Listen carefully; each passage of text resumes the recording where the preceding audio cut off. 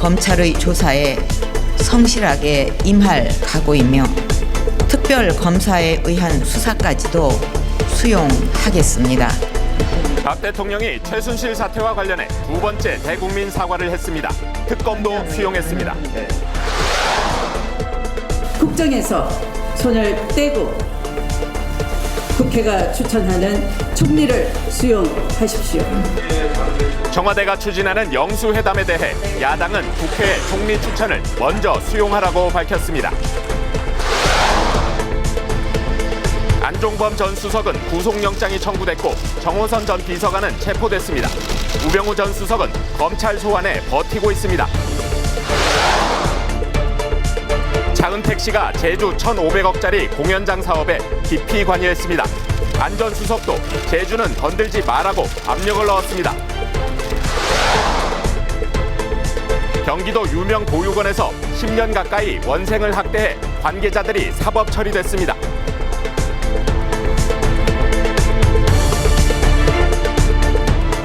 시청자 여러분 안녕하십니까? 사실을 보고 진실을 말하는 뉴스판 시작합니다. 참담한 하루였습니다. 박근혜 대통령의 대국민 담화를 지켜보는 모든 분들은 어떤 이유에서든 참 답답했을 겁니다. 네, 열흘 만에 다시 국민 앞에 고개 숙인 박 대통령은 이 특검도 수용하겠다면서 모든 책임을 지겠다고 말했습니다. 청와대 취재기자 연결합니다. 홍혜영 기자, 열흘 전 90초짜리 사과와는 이번에 좀 달랐죠? 네, 그렇습니다. 오늘 박근혜 대통령 대국민 담화는 사죄의 말로 시작됐습니다. 박 대통령은 9분 20초 동안 최순실 파문을 보는 참담한 심정을 밝혔고 눈시울을 붉히기도 했습니다. 이번 최순실 씨 관련 사건으로 이루 말할 수 없는 큰 실망과 염려를 끼쳐드린 점 다시 한번 진심으로 사과드립니다. 박 대통령은 모두 자신의 잘못과 불찰이라며 책임을 통감한다고 했습니다. 사죄드리고 용서를 구한다고도 했습니다. 박 대통령은 진상규명에 최대한 협조하겠다며 직접 검찰 수사를 받겠다고 했습니다. 엄정한 사법 처리를 강조하면서 특검도 수용하겠다고 했습니다. 필요하다면 저 역시 검찰의 조사에 성실하게 임할 각오이며 특별검사에 의한 수사까지도 수용하겠습니다. 야당이 주장해온 국회 추천 특검을 새누리당도 검토하겠다고 밝힌 만큼 특검이 실제 추진될 가능성이 커졌습니다. 박 대통령은 수사 결과 잘못이 드러나면 모든 책임을 질 각오가 돼 있다고 말했습니다. 자신의 불법 행위가 확인될 경우 탄핵이나 하야 등 법적 정치적 책임을 지겠다는 의미로 받아들여집니다.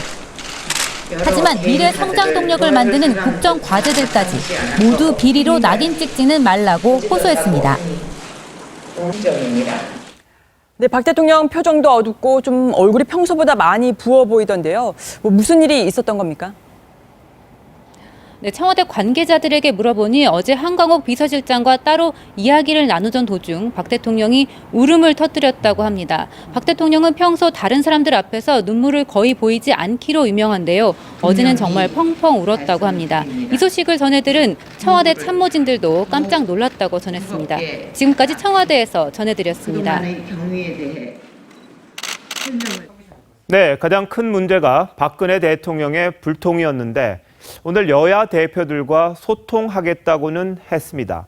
하지만 직접 어떻게 할지 구체적으로 말하지 않아서 여전히 아쉬움이 컸습니다. 김병준 총리 임명 동의, 여야 영수회담 모두 불투명해 보입니다. 강상구 기자가 보도합니다. 박근혜 대통령은 오늘 여야와의 소통을 강조했습니다. 여야 대표님들과 자주 소통하면서 국민 여러분과 국회의 요구를 더욱 무겁게 받아들이겠습니다. 청와대는 곧 영수회담이 열릴 것이라고 했습니다. 구체적으로 영수회담이라고 하진 않았지만 앞으로 여러 가지 형태로 해서 나눠가지고 이제 대화를 갖도록 청와대 관계자는 오늘 담화는 장관 임명 제청권과 해임 건의권 등 모든 권한을 총리에게 넘긴다는 것을 전제로 한다고 말했습니다. 총리 권한을 100% 행사하겠다는 김병준 내정자의 어제 발언을 뒷받침한 겁니다. 경제정책과 사회정책 부분에 있어서는 그것은 제가 잘할 수 있는 영역이다. 그래서 이 부분에 대해서는 저에게 전부 맡겨주셨으면 좋겠다. 그렇게 이야기를 했습니다. 박 대통령이 김 내정자에게 상당 권한을 넘기고 이선 후퇴한다는 뜻이라고 했습니다. 국내외의 여러 현안이 산적해 있는 만큼 국정은 한시라도 중단되어서는 안 됩니다. 하지만 박 대통령은 담화에서 야당의 김병준 총리 내정자의 임명 동의를 요청하지 않았고 김 내정자의 역할과 권한도 언급하지 않았습니다. 한광옥 비서실장은 박 대통령에게 국정 이선 후퇴를 건의할 생각이 없다고 말했습니다. 야당은 영수회담의 부정적 반응입니다. 국민의당 박지원 비대위원장은 새 총리 합의 추대를 목적으로 하는 3당 대표회담이 아니라면 응하지 않겠다고 했습니다. TV조선 강상구입니다. 네, 박근혜 대통령은 9분 20초 동안 대국민 담화문을 발표했습니다. 금방이라도 눈물을 흘릴 듯 했는데 이 눈시울만 붉히면서 애써 참는 모습이었습니다. 가족과 연을 끊겠다는 대목에선 울컥했지만 시중에 떠도는 온갖 루머, 특히 사이비 종교와의 연관성에 대해서는 할 말이 많아 보였습니다. 최지원 기자입니다. 열흘 만에 다시 국민 앞에 나선 박근혜 대통령의 목소리는 시작부터 가늘게 떨렸습니다. 눈시울도 붉어졌습니다. 저를 믿고 국정을 맡겨주신 국민 여러분께 돌이키기 힘든 마음의 상처를 드려서 너무나 가슴이 아픕니다. 짙은 회색 정장 차림의 박 대통령은 시종일관 침통한 표정이었습니다. 가슴이 찢어진다, 스스로를 용서하기 어렵다며 감정 섞인 표현을 쓰기도 했습니다. 내가 이러려고 대통령을 했나 하는 자괴감이 들 정도로 괴롭기만 합니다. 한간에 떠도는 소문은 단호하게 부정했습니다. 제가 사이비 종교에 빠졌다거나 청와대에서 구술했다는 이야기까지 나오는데 이는 결코 사실이 아니라는 점을 분명히 말씀드립니다. 단상을 내려와 기자들에게 걱정을 많이 끼쳐 미안하다고 인사하기도 했습니다.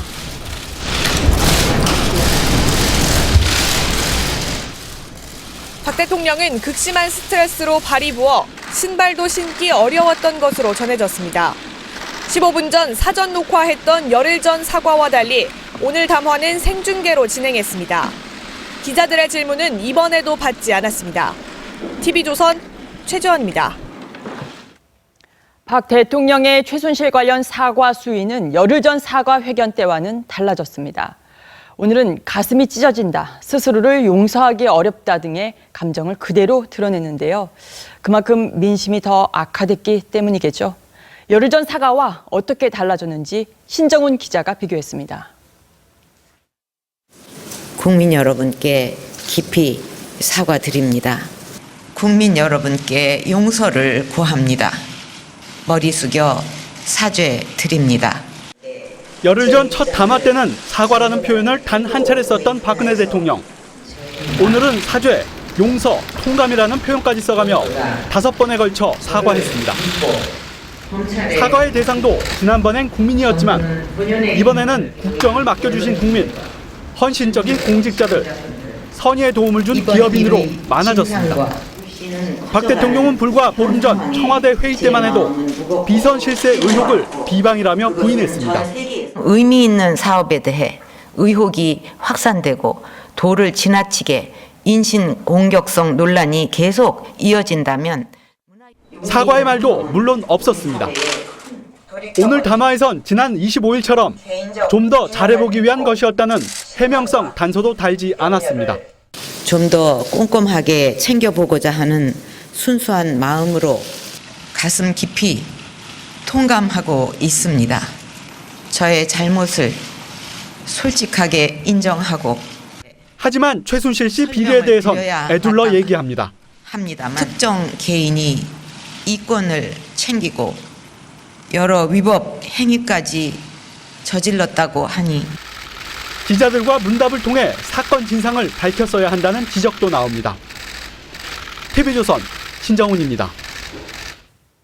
오늘 박 대통령 회견에선 최순실 씨에 대한 언급도 달라졌는데요. 열흘 전엔 어려울 때 도와준 인연이라고만 했었죠. 오늘은 최순실 씨를 가족과의 교류마저 끊었을 때 이 개인사를 도와준 사람이라고 보다 구체적으로 설명했습니다.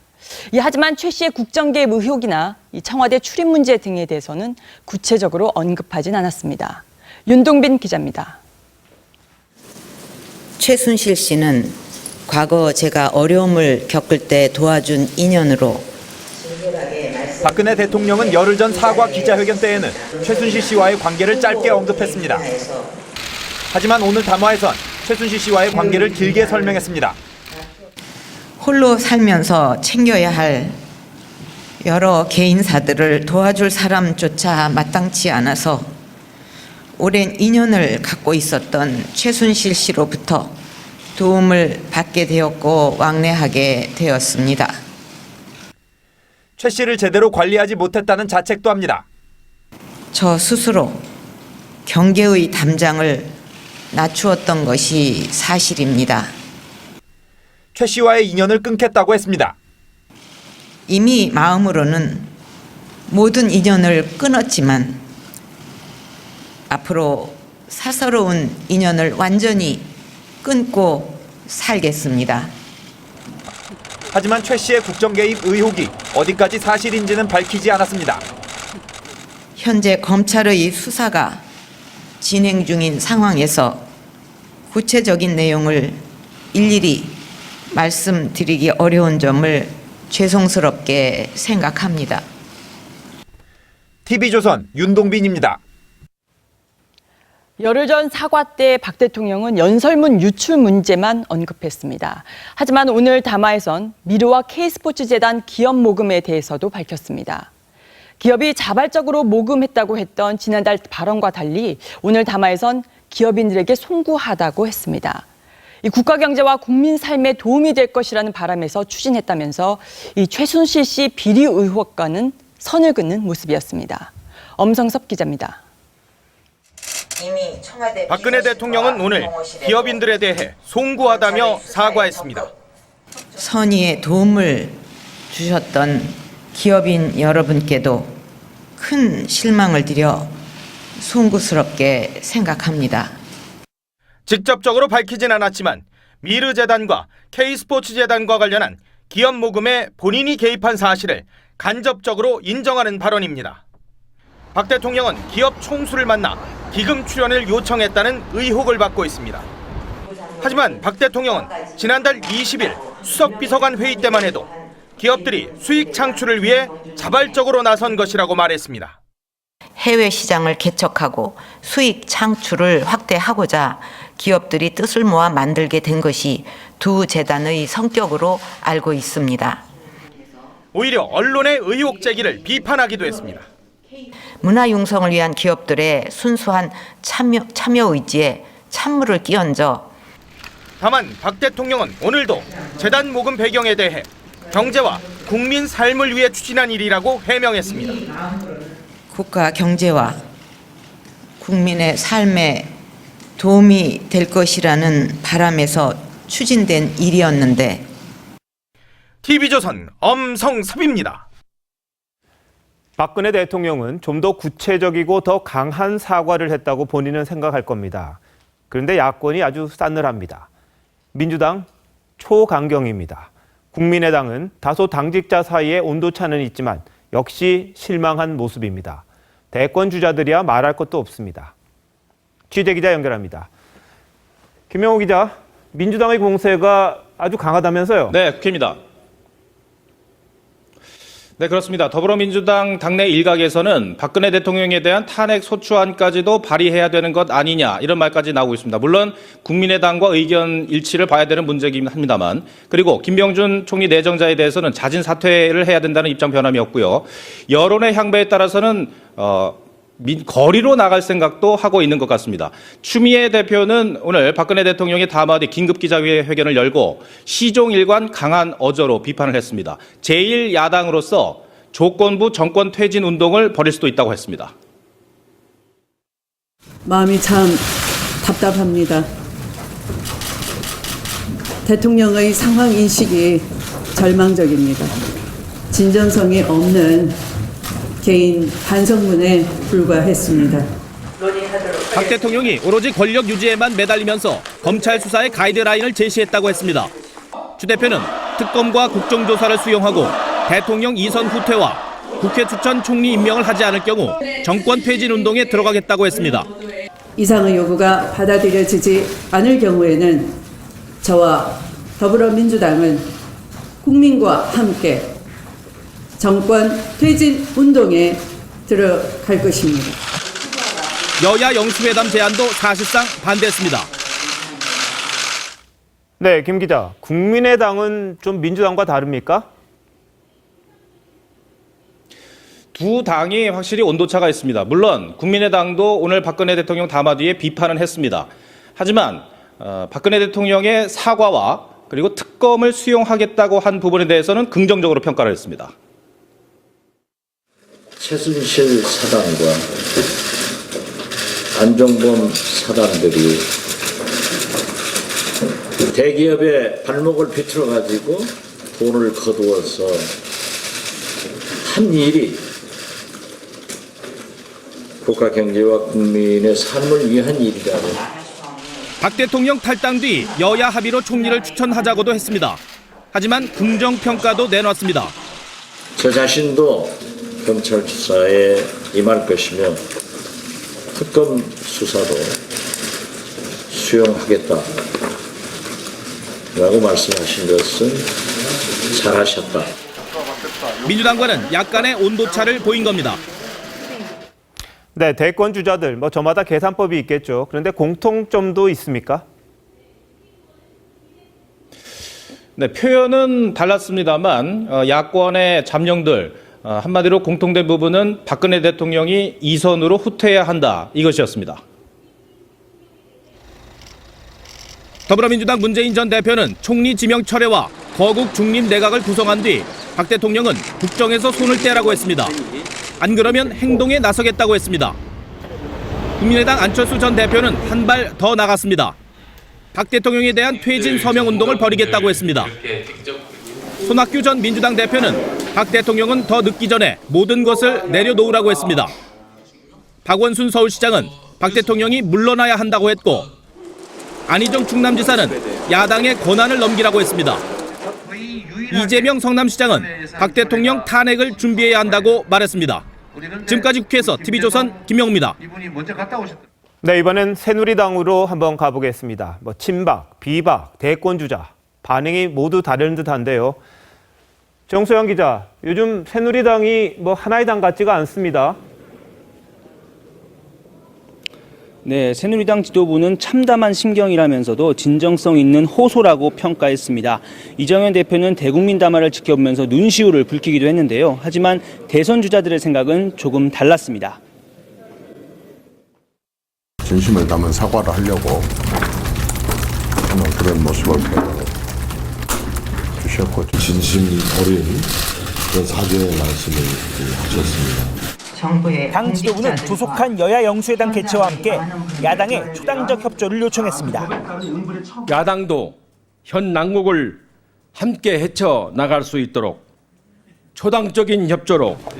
하지만 새누리당 대선 주자들의 반응은 달랐습니다. 유승민 의원은 국민이 듣고 싶은 모든 진실을 고백하지 않았다고 했고 오세훈 전 서울시장은 국민들이 체감하기엔 많이 부족한 담화라고 했습니다. 남경필 경기지사는 박 대통령이 이선으로 물러나야 한다고 했습니다. 김무성 전 대표는 말을 아꼈습니다. 네, 새누리당 의원총회 열기만 하면 싸움 하던데 오늘도 그랬습니까? 네, 새누리당은 의원총회에 앞서 대국민 사과부터 했습니다. 하지만 의총이 시작하자마자 회의 공개 여부를 두고 서로 고성이 오갔습니다. 공개를 진행하겠습니다. 공개하려면 저를 탄핵하고 퇴임하시고 하세요. 누구한테 금방을 해? 뭐를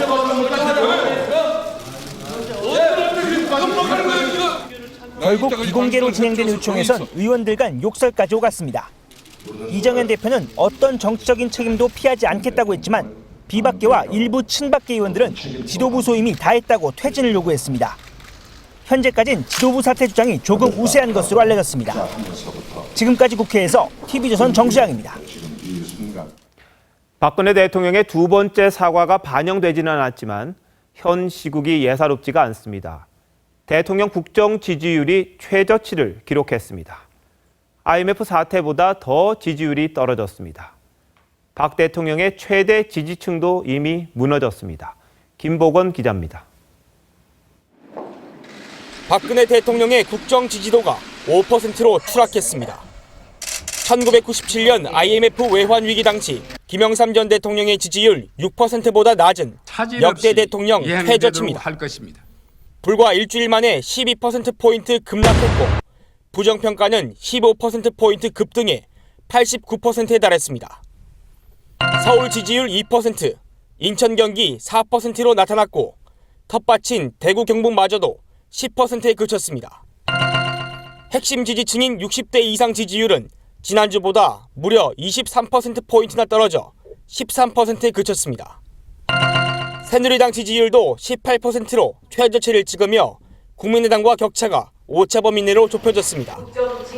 더불어민주당이 31%로 가장 높은 지지를 얻었습니다. TV조선 김보건입니다. 거리에서 만난 시민들의 얼굴도 착잡했습니다. 차순우 기자가 나가봤습니다. 박근혜 대통령의 대국민 사과를 보는 시민들의 표정이 어둡습니다. 시민들은 지금 우리나라 현실부터 안타깝습니다. 지금 대한민국 국민 누구가 밤잠을 편히 자겠어요. 화나고 속상하고 안타깝고 저희 아이들에게 미안하고요. 검찰 수사에 협조하고 특검을 수용하겠다는 박 대통령의 얘기에 의구심도 같습니다. 사견이긴 하지만 결국은 다 이렇게 짜고 치는 거니까 별로 그렇게 좋아 보이진 않았던 것 같아요. 박 대통령뿐만이 아니라 국정농단 사태를 막지 못한 청와대 비서진과 정치인들도 비판의 대상입니다. 대통령 혼자 잘못한 건 아니거든. 네? 보좌관들과 국회의원 전체들이 책임이지 대통령 하나만 찍어가지고는 안 돼. 국정이 정상화되고 검찰의 철저한 수사가 이어져야 한다는 목소리도 나옵니다. 정보 기능을 회복하려고 애쓰시는 거는 당연하다고 보고요. 이제는 검찰 수사의 결과를 기다려야 되겠죠. 내일은 오후 2시부터 서울 도심에서 고 백남기 씨 연결식과 함께 대규모 촛불 집회가 이어집니다. 경찰은 최대 3에서 4만여 명, 주최 측은 5만여 명이 모일 것으로 보고 있습니다. TV조선 차순우입니다. 그렇다면 직접 수사를 받겠다고 밝힌 박근혜 대통령에겐 과연 어떤 혐의가 적용될 수 있을까요? 이 최순실 씨에게 적용된 직권 남용과 공무상 기밀 누설 등이 거론되고 있습니다. 최우정 기자입니다. 박근혜 대통령이 미르 K스포츠 재단의 기금 모금에 관여한 사실이 드러날 경우 형법상 공범 규정이 적용될 수 있습니다. 박 대통령이 최순실 씨와의 관계를 인정한 만큼 직권남용 공범 혐의가 적용될 수 있다는 것입니다. 또 대기업들로부터 기금을 모으는 과정에서 부정청탁 등의 대가 관계가 있었다면 제3자 뇌물죄 적용도 가능하다는 분석입니다. 하지만 박 대통령은 두 재단은 국가 경제를 위한 것이었다고 밝혀 방어막을 친 상태입니다.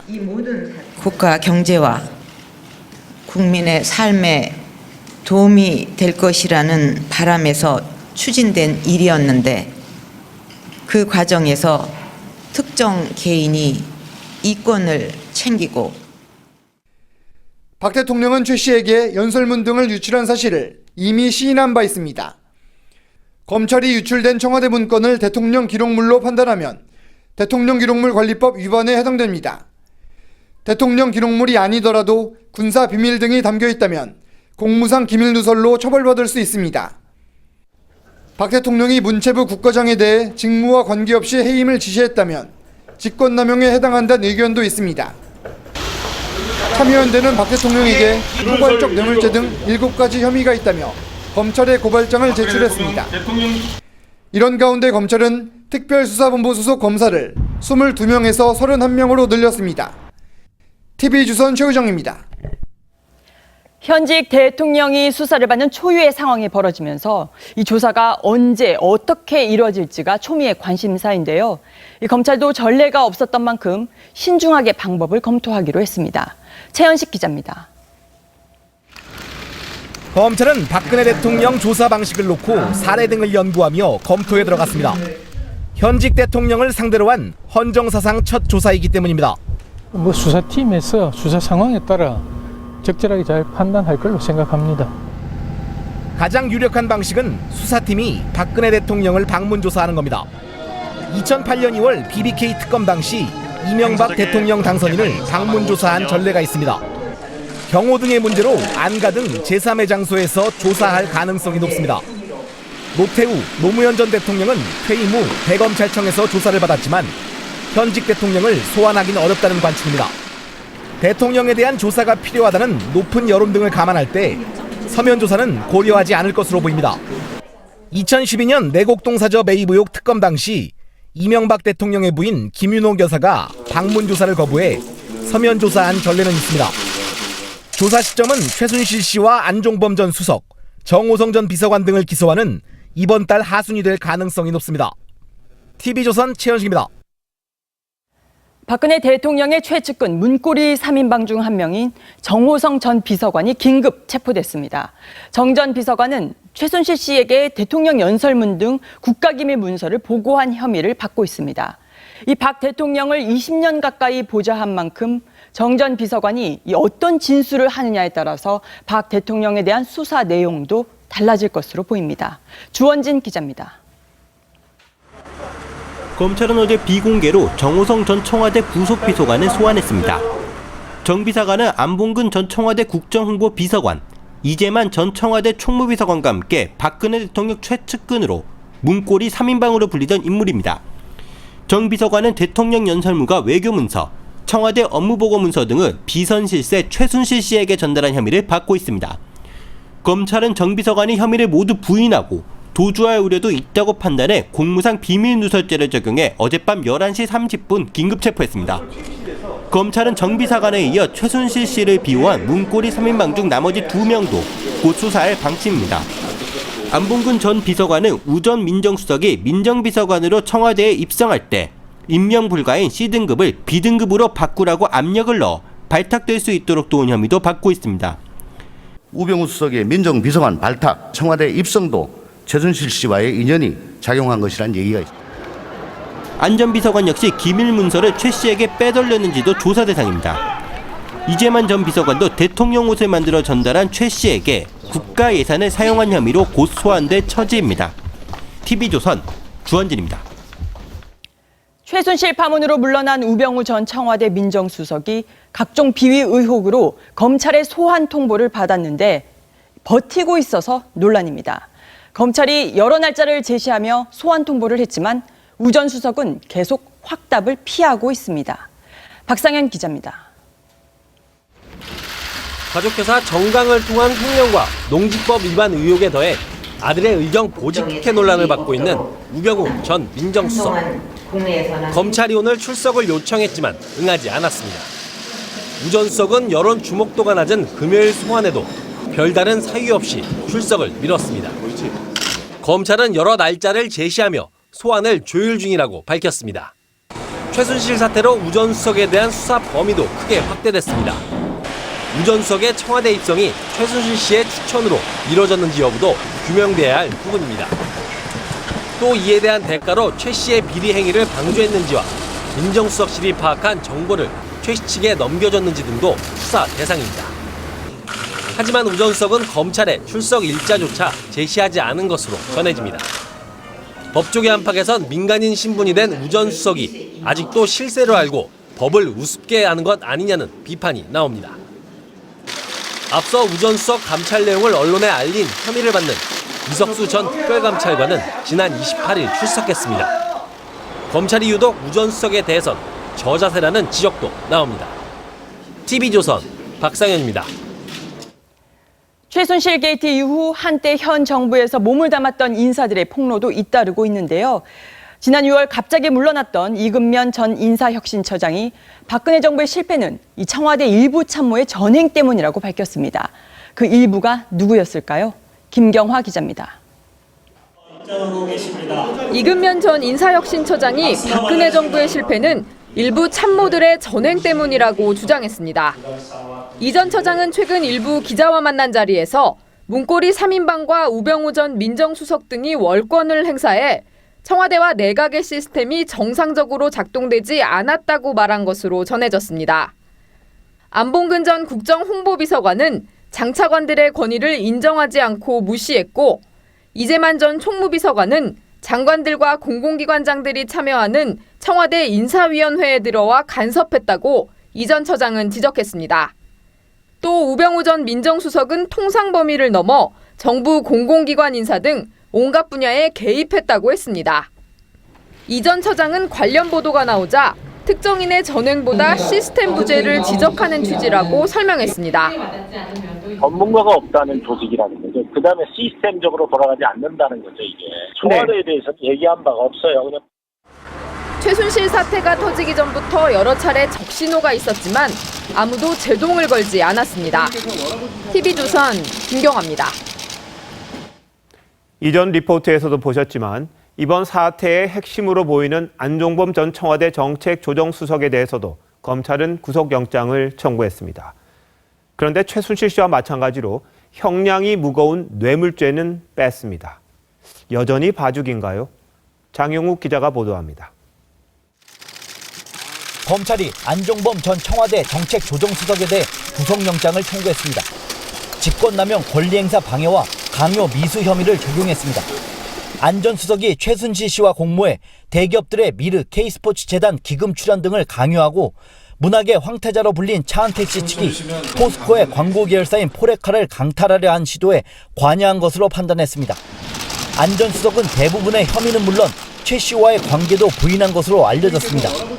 검찰 관계자는 차 씨 측이 업체의 지분 80%를 넘기라고 협박하는 과정에 안 전 수석이 개입한 정황이 있다고 설명했습니다. 검찰은 최순실 씨와 마찬가지로 형량이 무거운 뇌물죄는 적용하지 않았습니다.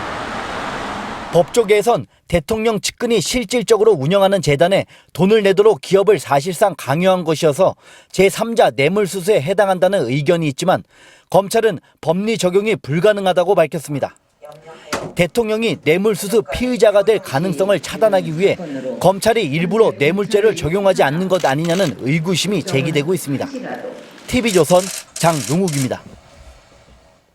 워낙 비상식적인 일들이 많아서인지 검찰 조사를 받는 최순실 씨가 가짜라는 주장이 나왔었습니다.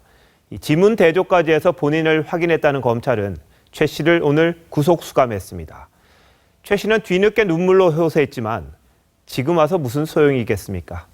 김도영 기자입니다. 영장실질심사를 마치고 법원을 빠져나온 최순실 씨가 고개를 숙인 채 서둘러 버스에 올라탑니다. 최 씨는 어제 2시간 동안 진행된 심리 도중 눈물을 보였습니다. 이경재 변호사는 최 씨가 사회에 물의를 일으켜 죄송하다고 흐느끼며 재판장에게 심경을 호소했다고 전했습니다. 그러나 최 씨의 호소에도 불구하고 심사가 끝난 지 불과 6시간 만에 구속영장이 발부됐습니다.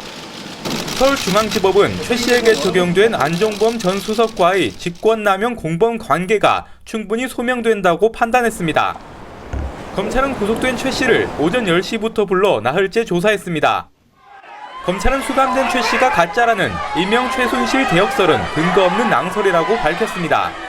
SNS에선 검찰 출두 당시 최 씨와 구치소로 이송되는 최 씨의 모습이 다르다는 주장이 돌았습니다. 이에 검찰은 지문대조로 최 씨 본인을 확인했다는 사실까지 이례적으로 공개했습니다. 괴담이 엉뚱한 방향으로 확산되는 걸 사전에 차단하려는 의도로 보입니다. TV조선 김도영입니다.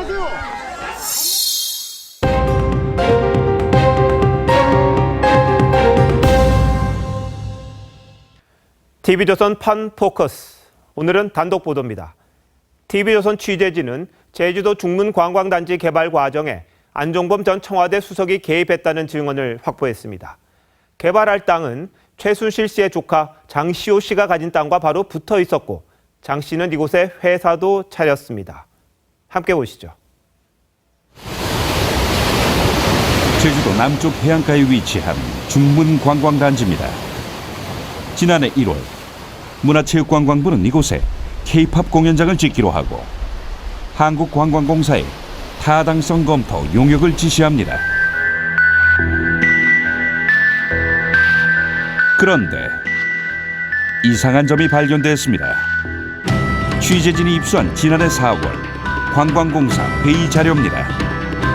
용역 결과가 나오기도 전인데 어찌된 일인지 문체부는 이미 사업비로 1,570억 원을 매겨뒀습니다. 정해놨는데 사업성을 뒤에 검토했잖아요. 되게 자신했던 것 같아요. 이 돈을 만들 수 있다는 그 장점을 이렇게 진행하고 있어요. 그리고 얼마 뒤 단순한 공연장 설립 계획이 차은택 주도 문화융성벨트의 한 축으로 둔갑합니다. 이른바 융복합형 공연장 중심 문화 콘텐츠 거점 골프장이 통째로 개발에 편입됩니다. 부지 면적은 급증합니다. 이곳 골프장에 2,000석 규모의 K-팝 공연장이 들어설 예정이었습니다. 당시 이곳을 둘러본 차은택 씨는 개발 청사진에 상당한 만족을 표시한 것으로 전해집니다. VIP들 같은 경우에 저쪽 쇼파인자는 다 예약석을 만들어달라 하면은 만들어서 예약을 하고. 취재진은 사업 핵심 관계자의 증언을 어렵게 확보했습니다. 문제가 많다. 서울도 안 되는데 제주는 적자일 것이다. 나중에 골치 아플 것이다. 1년간의 타당성 용역 끝에 나온 관광공사의 결론도 일치합니다. 수지 타산이 안 맞는다는 겁니다. 이때 안종복 청와대 수석이 등장합니다. 또 다른 관계자의 증언. 제주도는 신경 쓰지 마라, 건들지 말라며 안전수석이 사업을 계속하라는 압력을 넣었다는 주장입니다. 왜 그랬을까? 누굴 위한 걸까? 취재진이 찾아간 곳은 중문단지에서 불과 3km 떨어진 임야입니다. 최순실 씨의 조카 장시호 씨와 그 오빠가 공동 소유한 땅입니다. 2만 제곱미터가 넘습니다. 근처인 2012년 장시호 씨가 매입한 고급 빌라도 있습니다. 올해 초까지도 드나든 흔적이 발견됩니다. 여기는 별장으로 쓰기 때문에 상상해요. 장 씨는 근처에 이벤트 회사도 차렸습니다. 5만 원권을 현금 다발로 들고 와 보증금과 임대료 수천만 원을 한 번에 지불했습니다. 하지만 간판도 달지 않고 영업도 하지 않는 사실상의 유령 회사였습니다. 최순실 사태 이후 장 씨는 부동산을 모두 급매물로 내놓고 잠적했습니다. 금매라고 풀어달라고 해서 제가 이제 그 작업을 하다가 연락이 안 되더라고. 20만 원이면 적당하다고 그랬어요. 2,300명인가? 중문단지가 차은택 설계대로 개발됐다면 주변 땅값은 상당히 올랐을 겁니다. 장 씨가 차린 이벤트 회사도 이렇게 사라지지 않았을지 모릅니다. 사업이 계속 진행이 됐으면은 뭐 관광공사도 검색이 와는 완전히 출범했던 거 아닌가. 대통령이 검찰 수사를 받는다면 최순실 씨가 주물렀던 재단의 기금 모금에 박 대통령이 직접 관여했느냐가 주요 포인트일 텐데요. 대통령이 재벌 총수들을 직접 만나 미르와 K스포츠재단 기금 모금을 요청했다는 의혹이 나왔습니다.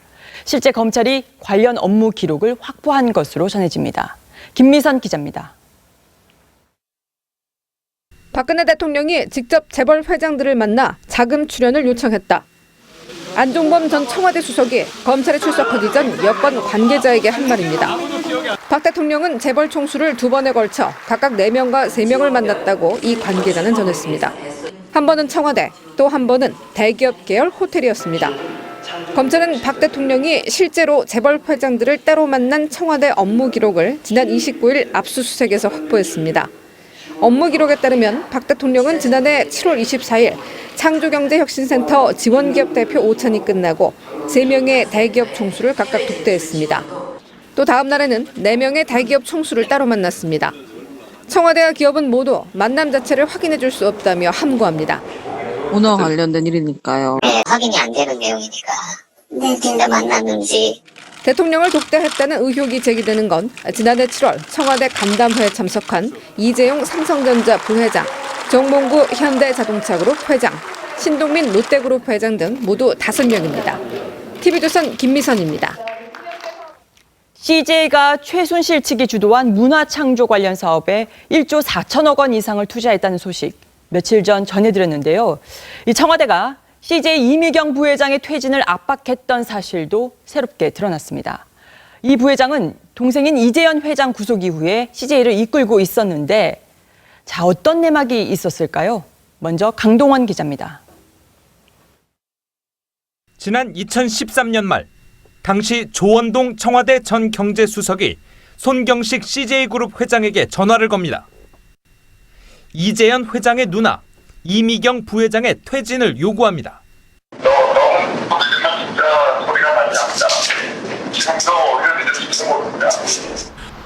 이 부회장은 횡령 등의 혐의로 구속된 동생 이재현 회장을 대신해 외삼촌인 손 회장과 경영 전면에 나선 상태였습니다.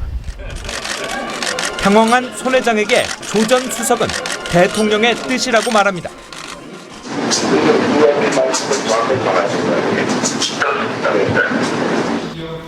손 회장이 거부하자 조 전 수석은 CJ가 건강하게 남아있으면 좋겠다는 뜻이라며 수사까지 안 갔으면 좋겠다는 생각이라고 말했습니다.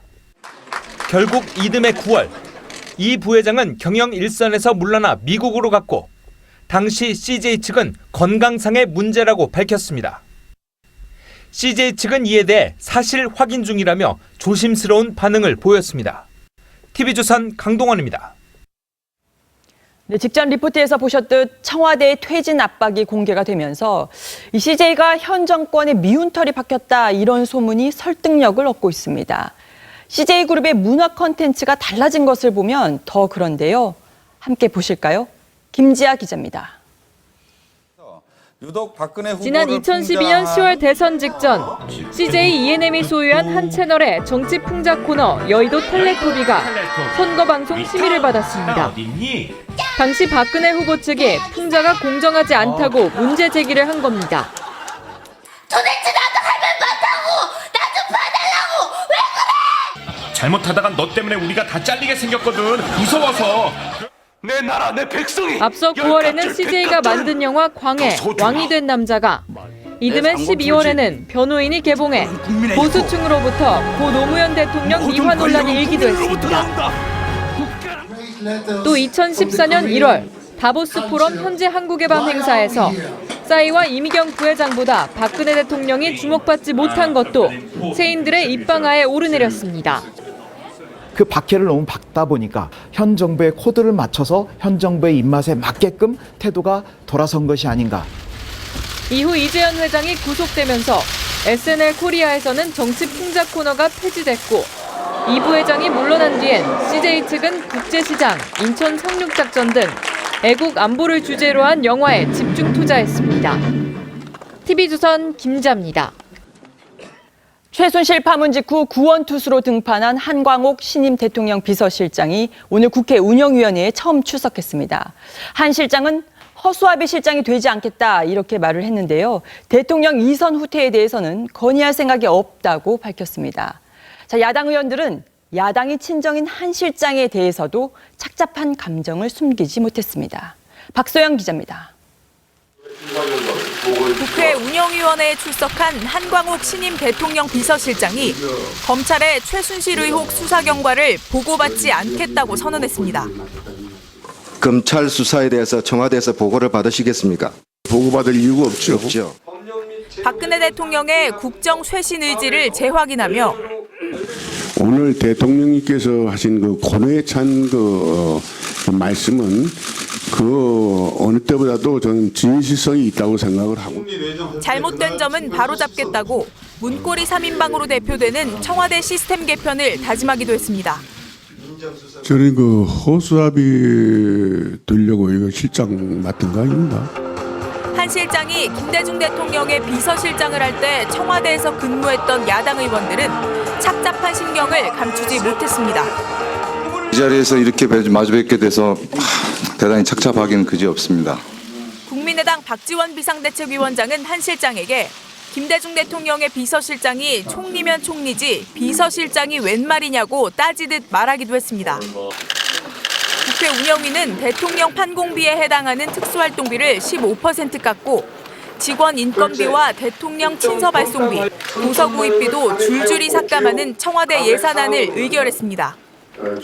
TV조선 박소영입니다. 네, 정치 속보기 배성규 정치부장 나와 있습니다. 자, 배 부장. 네. 박근혜 대통령이 오늘 담화를 발표했는데도 불구하고 네. 여전히 야권에서는 하야 요구가 본물처럼 쏟아졌습니다. 네, 그렇습니다. 오늘 대선 주자들이 오늘 일제히 박근혜 대통령에 대해서 집중 포화를 날렸는데요. 뭐 이선 후퇴, 탄핵, 하야까지 아주 다양한 목소리가 나왔습니다. 영상 함께 보시죠. 박근혜 대통령 담화에 야권 주자들이 줄지어 공세입니다. 안희정 충남지사는 야당에 권한을 넘기라고 하고요. 문재인 민주당 전 대표는 국정에서 손을 떼라, 아니면 행동에 나서겠답니다. 수위는 점점 높아지는데요.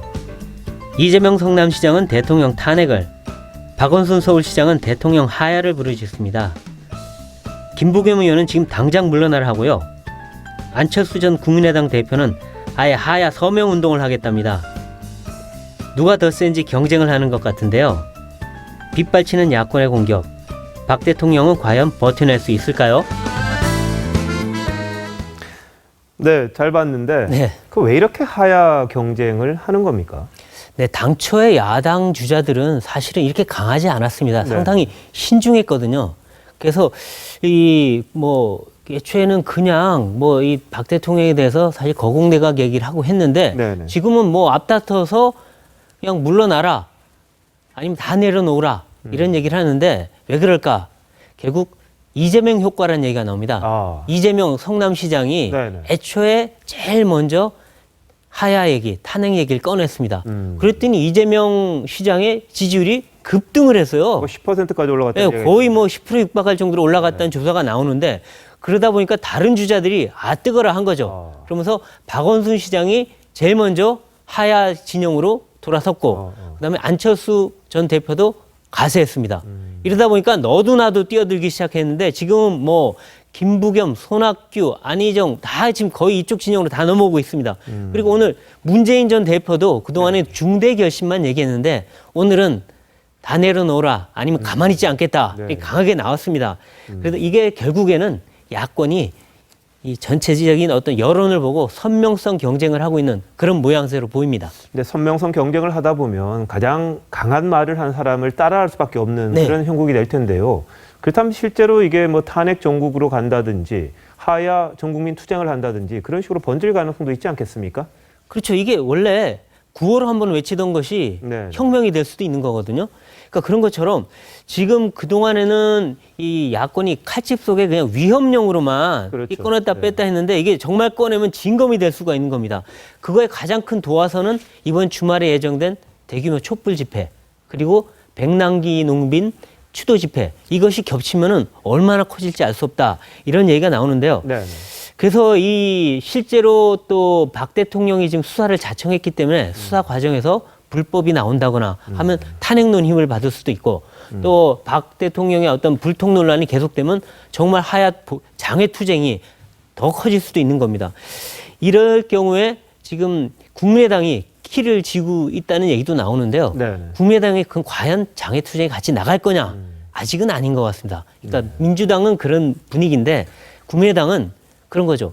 그러니까 지금 잘못하면 역풍을 맞을 수도 있고, 또 그거보다는 과연 이 하야 장외 투쟁 국면으로 가면 민주당이 유리할까요? 국민의당이 유리할까요? 아무래도 문재인 대표가 굉장히 유리하다는 얘기가 그렇죠. 있죠. 결국 문재인 전 대표 도와주는 꼴 아니냐, 이런 것 때문에 전략적인 고려를 해서 수위 조절을 하고 있는 듯한 분위기입니다. 자, 마지막 질문 하나 드릴게요. 근데 박근혜 대통령이 특검을 수용하겠다고 이야기를 했습니다. 그런데 야권은 여전히 특검을 요구하고 있습니다. 무슨 차이가 있는 겁니까, 이게? 그렇죠. 두 쪽 간의 특검의 차이가 있는데, 이 야권이 얘기하는 건 국회에서 추천해서 박 대통령은 그냥 임명만 하는, 그러니까 임명권이 없는 거고요, 사실상. 근데 기존의 상설 특검, 지금 있는 특검안은 2명을 추천하면 박 대통령이 고를 수 있는 겁니다. 그러니까 지금 만일에 지금 야당안을 하면 가장 야권에 친한 인사가 와서 특검을 할 수 있는 것이죠. 아, 그래서 최동욱 전 검사가 나온다는 이야기도 있던데요? 네, 그러니까 최동욱 특검이 이러다 나오는 거 아니냐 하는데 뭐 시청자분들 최동욱 전 검찰총장 아시는 분도 있고 모르시는 분도 있겠지만 혼외자 논란으로 인해서 이번 정권에 검찰총장 하다가 스스로 사퇴했죠. 그렇죠. 네. 그러다 보니까 이 정권에 대해서 얼마나 이 원한이 있겠습니까? 수사를 잘하시겠네요. 초고강도, 역대급 초고강도 수사가 될 수 있다 이런 얘기가 나오는데 그러다 보니까 여권은 이걸 도저히 해줄 수 없다 이런 얘기가 나오는데 사실 누가 특검이 되느냐 자체가 정치적 이슈가 될 수 있습니다. 이게 왜냐하면 편파 논란이 될 수 있거든요. 그렇죠. 이것 때문에 이게 계속 논란이 되고 있는 겁니다. 네, 알겠습니다. 배 부장 잘 들었습니다. 고맙습니다.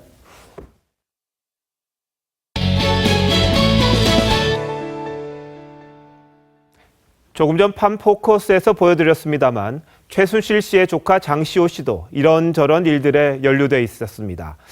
그런데 장 씨가 실질적으로 운영하는 단체와 회사들이 잇따라 문을 닫고 있습니다. 증거인멸을 시도하려는 게 아니냐는 분석이 나옵니다. 김동현 기자가 보도합니다. 장시호 씨 차명 회사로 알려진 스포츠 관련 기획회사 더 스포츠 M. 지난 6월 최순실 씨가 주도한 K스포츠재단의 9천만 원대 국제행사 용역 사업을 따냈지만 최근 특혜 의혹이 불거지자 갑자기 폐업 신고를 한 것으로 전해졌습니다. 더 스포츠M의 등기상 사무실 주소지를 찾아왔습니다. 하지만 관계자들은 모두 짐을 뺀 채 잠적해버렸습니다. 9월까지 걸려있던 상호도 사라졌습니다. 원래 2년 계약 2년 걸려도 계약했었는데 안 장사 안 된다고 들어가 나왔죠. 장 씨가 설립을 주도한 동계 스포츠 영지센터는 지난해 7억 원에 달하는 정부 예산을 따냈는데 역시 비선 실세 논란 이후 직원은 모두 사라지고 사무실 문은 굳게 잠겼습니다. 남양주에 있는 장 씨의 마케팅 회사 누림기획도 지난해 문체부 행사 용역 수주를 끝으로 폐쇄됐습니다. 장 씨 관련 업체들의 이딴 폐쇄는 검찰 수사망이 확대되기 전에 미리 정리해 증거를 없애려는 것 아니냐는 분석이 나옵니다. 예, 핵심 인물들에 대한 수사가 너무 더뎌서 증거인멸 우려가 있습니다. 출국 금지령이 내려진 장 씨는 행방이 묘연한 상태입니다. TV조선 김동윤입니다. 네, 최순실 씨 딸 정유라 씨는 특혜 인생이라는 지적이 있었죠. 그런데 정 씨가 이화여대 입시 당시 면접에서 최고점을 받아 겨우 합격한 사실이 드러났습니다. 이대 입학 자체가 취소될 가능성도 있습니다. 임유진 기자입니다. 정유라 씨가 지원한 이화여대 체육특기자 전형. 수상실적으로 뽑는 서류 1단계와 서류 80%에 면접 20%를 더한 2단계로 모두 6명을 뽑았습니다. 정 씨는 서류 점수 350점으로 1차 합격자엔 이름을 올렸지만 합격권인 6위 안에 들진 못했습니다. 그런데 2차 면접에서 최고점인 192점을 받아 총점 합계 6위로 턱걸이 합격합니다. 이대 측은 성적 우수자 서너 명을 빼고는 대부분 비슷한 상황이었다고 말했는데 서류 전형에서 정 씨보다 50점 높은 지원자가 면접 이후 떨어진 것으로 알려져 특혜 의혹이 제기됩니다. 게다가 금메달을 가져온 학생을 뽑으라고 학교 측이 말한 점으로 미뤄 정 씨에게 면접 점수를 몰아준 게 아니냐는 의심도 나옵니다. 이 부분에 대해서 특검을 하고 있는 거기 때문에요. 예, 그 특검 결과 나온 다음에 저희가 이야기를 하는 게 좋겠습니다. 교육부 감사 결과는 오는 11일 발표되는데 원서 마감일 이후 획득한 금메달이 서류 평가에 반영된 점 등 때문에 입학이 취소될 수 있다는 전망도 나옵니다. 정 씨의 중고등학교 출석에 대한 서울시 교육청 감사에서 문제가 나올 경우도 이대 입학 자체가 취소될 수도 있습니다. 특혜 의혹이 끊이지 않자 서울시 교육청은 정유라 씨가 나온 고등학교와 중학교에 이어 초등학교까지 감사하는 방안을 검토하고 있습니다. TV조선 임유진입니다.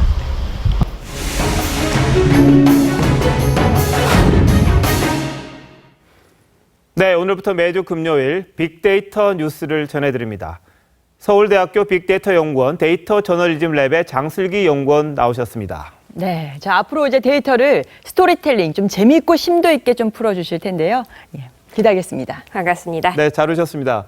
장 연구원, 근데 빅데이터를 보면 이 박근혜 대통령을 향한 민심을 좀 해석을 할 수 있습니까? 네, 그렇습니다. 먼저 구글 트렌드를 통해서 하야와 탄핵의 검색어 비율을 봤습니다. 사람들이 구글 검색창에 이 단어들을 얼마나 입력했는지를 통해서 대중의 생각을 유추해 볼 수 있는 것이죠. 네, 먼저 보시겠습니다. 고 전 노무현 대통령이 탄핵 소추 의결안이 통과됐을 때부터 2004년부터 한번 봤습니다.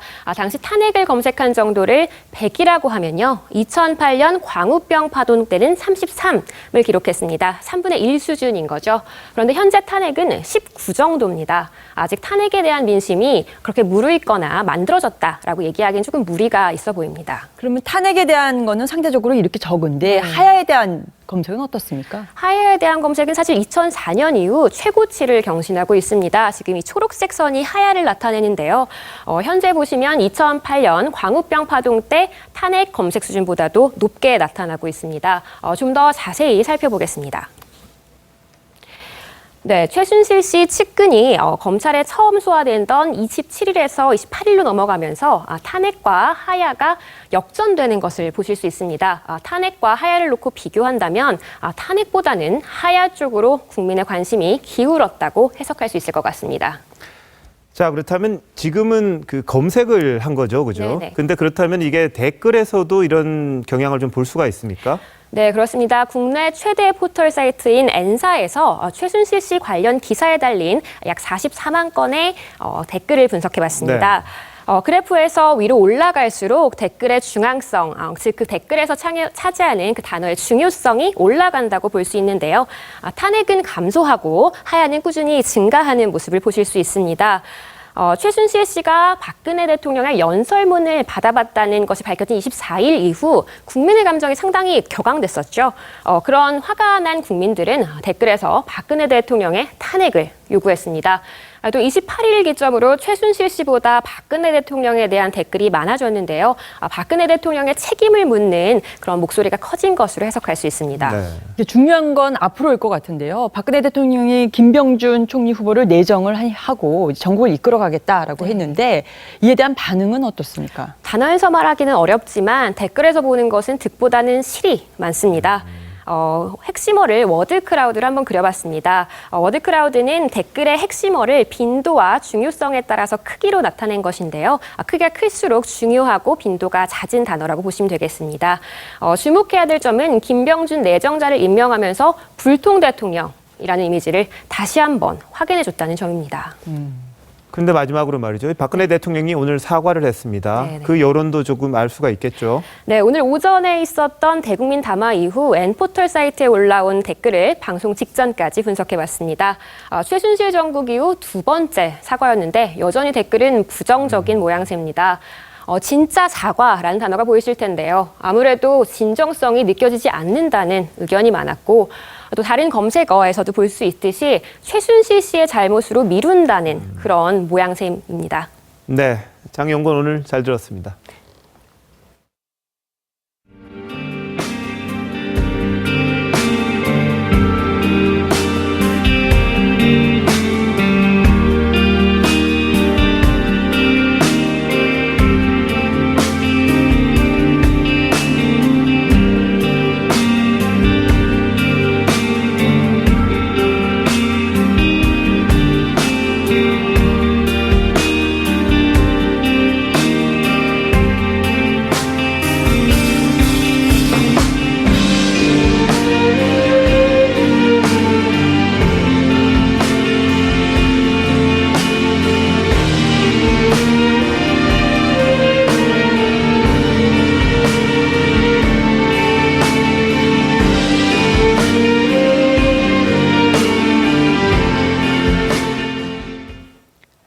말을 듣지 않는다고 때리고 화장실에 가두고 토한 음식을 다시 먹이고.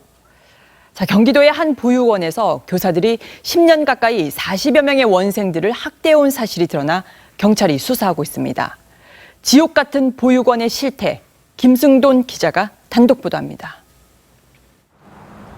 종교단체가 운영하는 경기도의 한 보육원입니다. 지자체로부터 매년 20억 원을 지원받고 한국사회복지협의회로부터 최우수 기관으로 선정된 곳입니다. 하지만 미취학 아동부터 고등학생까지 90여 명의 원생들에게는 이곳은 지옥이었습니다. 지난 2008년부터 보육원 간부와 교사들의 학대가 시작됐기 때문입니다. 옷장이 지저분하거나 말을 안 듣는다며 원생들을 파리채와 목검으로 때리고 화장실에 가뒀습니다. 규칙을 어기면 한 달 동안 말을 못하게 했습니다. 말투가 마음에 안 든다고 숟가락으로 막 눈을 때린다든지 화장실에 가다 놓고 그냥 그 다음날 나오는 거예요. 밥 먹을 때 빼고. 밥을 늦게 먹는다고 바늘로 찌르고 토한 음식을 강제로 다시 먹게 하기도 했습니다. 시끄럽게 운다고 바늘로 입을 꼬매려고 해서 바늘을 쑤셔넣은 적도 있고 한데 악마의 정도를 벗어난 것 같아요. 교사들은 학대 사실이 외부에 새나가지 않도록 피해 원생들에게 쫓아내겠다고 위협하고 다른 원생들에게는 피자를 사주며 입을 막았습니다.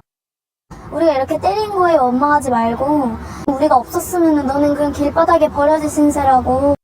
학대는 미취학 아동과 장애 원생을 포함해 40여 명에게 가해졌습니다. 하지만 보육원 측은 가해 교사들을 해임했다며 입을 다물었습니다. 지금 조사 중이기 때문에 제가 지금 입장에서는 제가 뭐 이렇다 저렇다 말씀드릴 수 있는 건 없다는 걸 경찰은 가해 교사 등 5명에 대해 구속영장을 신청했습니다. TV조선 김승도입니다. 최순실 파문에도 안보 공백만큼은 없어야 할 텐데요. 북한 김정은이 청와대와 정부 주요 인사 제거를 목적으로 창설한 특수부대를 시찰했습니다. 어떤 의도일까요? 안현영 기자입니다. 김정은이 525 군부대, 즉 총참모부 작전총국 직속의 특수작전대대를 시찰했습니다. 지난 9월 전략군 포병부대를 찾은 이후 2달 만에 군부대 시찰입니다. 이 부대는 한국 정부 요인 제거를 목적으로 김정은이 직접 창설한 특수부대입니다. 청와대와 괴뢰 정부, 군부 요직에 들고 앉아 만고 대욕죄를 저지르고 있는 인간 추물들을 제거해버리는 것. 격술과 습격 훈련 등을 참관한 김정은은 특별히 중시하고 제일 믿는 전투단이라고 치켜 세웠습니다. 시찰에는 황병서 군 총정치국장과 리명수 총참모장 그리고 리영길 제1부참모장 겸 작전총국장이 동행했습니다. 지난 2월 수청설이 나돌았던 리영길은 대장인 총참모장에서 한계급 강등돼 제1부참모장에 임명된 것으로 공식 확인됐습니다. 이번 시찰은 김정은 참수작전에 대한 맞대응을 넘어 대남 위협의 성격을 띱니다. 미국의 대선 그리고 우리의 전국 불안을 틈타가지고 소위 김정은 저거보다도 서울 불바다 선제적으로 할 수 있다는. 한미 양국은 북한이 하루 이틀 내에 중거리 미사일 무수단 발사도 감행할 것으로 보고 있습니다. TV조선 안형량입니다.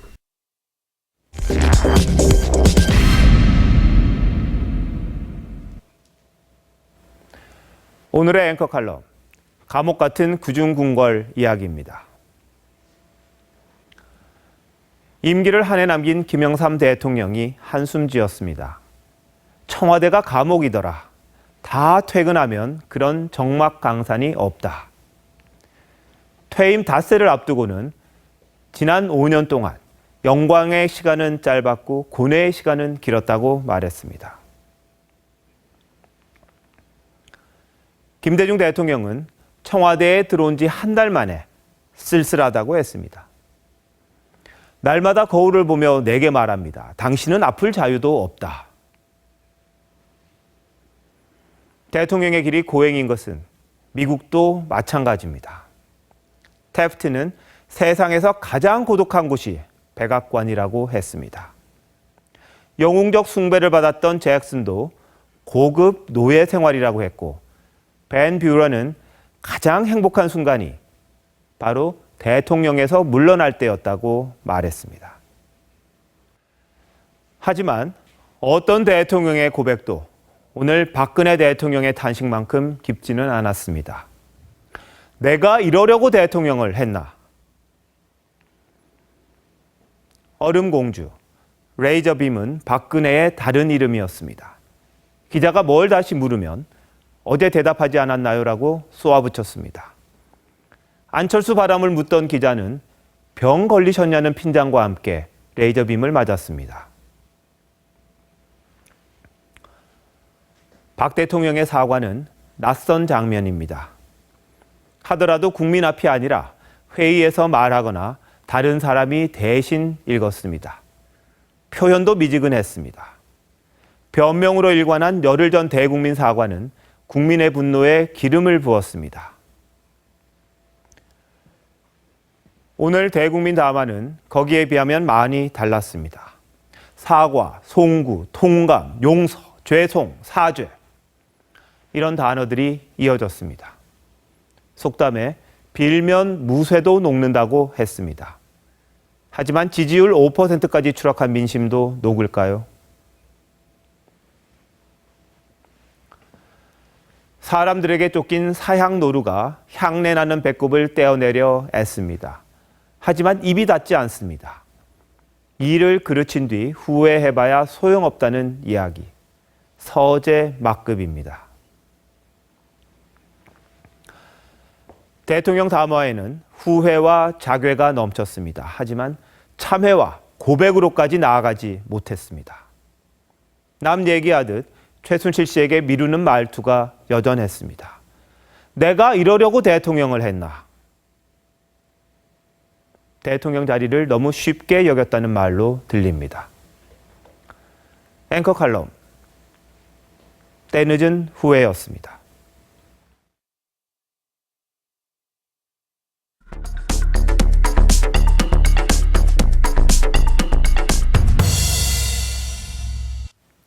아직도 가을인 것 같은데 스키어들에게는 반가운 소식이 들어왔습니다. 때른 추위에 오늘 강원도 스키장 3곳이 개장을 했는데요. 지난해보다 23일이나 빠른 겁니다. 이승훈 기자입니다. 넓게 펼쳐진 눈빛 서론 위로 형형색색의 스키어들이 시원하게 내달립니다. 눈보라를 일으키며 회전하고 멋진 점프도 선보입니다. 1년을 기다린 스키어들의 얼굴엔 웃음꽃이 피었습니다. 너무 좋고 1년 동안 기다려온 보드 시즌이 드디어 와서 너무 좋고 아직 완전한 겨울은 아니지만 지금부터 탈 수 있게 돼서 너무 행복합니다. 스키장에는 전국에서 수백 명의 스키어와 보더가 몰려와 설원의 즐거움을 만끽했습니다. 지난 1일부터 인공눈 제설이 가능한 영하권의 날씨가 이어지면서 평창과 횡성의 스키장 3곳이 개장했습니다. 지난해보다 23일이나 빠른 겁니다. 강원도의 11월 평균 기온이 최근 4년간 계속 낮아져 개장을 앞당길 수 있었습니다. 기상 상황을 예의주시해가면서 미리미리 준비했던 효과가 컸다고 볼 수 있습니다. 스키장 주변의 대여점들도 조기 개장에 바빠졌습니다. 올해는 작년보다 일찍 개장을 해서 그동안 기다렸던 만큼 준비도 잘 했고 많은 손님들이 오실 것 같아서. 본격적인 추위가 예상되는 이달 중순부터는 다른 지역 스키장들도 차례로 문을 열 예정입니다. TV조선 이승훈입니다. 뉴스판 기상정보입니다. 가을과 겨울을 오가는 11월의 첫 주였습니다. 자연의 풍경도 두 계절이 공존합니다. 가을 숲속에 눈이 내린 설악산의 모습이고요. 더 남쪽에 있는 가야산에는 지금 곱게 물든 단풍이 절정입니다. 이제 단풍을 볼 수 있는 날도 얼마 남지 않았는데요. 이번 주말엔 크게 춥지 않고 날씨도 좋으니까요. 이 단풍놀이 가셔도 좋겠습니다. 주말에 비 예보는 내일 서울, 경기, 강원 지역에 또 모레는 동해안 지역에 예상이 되는데요. 강수량이 많진 않겠습니다. 앞으로의 추위 전망 다음 주 화요일에 기온이 큰 폭으로 떨어지겠습니다만 이번 추위보다는 약하겠습니다. 한편 오늘 밤사이 중부지방은 약한 기압골의 영향으로 빗방울이 조금 떨어지겠고요. 내일 중부지방은 흐리고 남부지방은 맑은 날씨 예상됩니다. 내일 아침 최저기온은 전국이 10도 안팎으로 시작을 하겠고요. 낮 최고 기온은 전국이 20도를 밑돌아 완연한 늦가을 날씨 예상되고 있습니다. 월요일과 화요일 전국에 가을비가 지난 뒤에는 날이 더 추워질 것으로 전망됩니다. 날씨였습니다. 뉴스판 오늘은 여기까지입니다. 사실을 보고 진실을 찾는 뉴스를 계속하겠습니다. 시청해주셔서 감사합니다.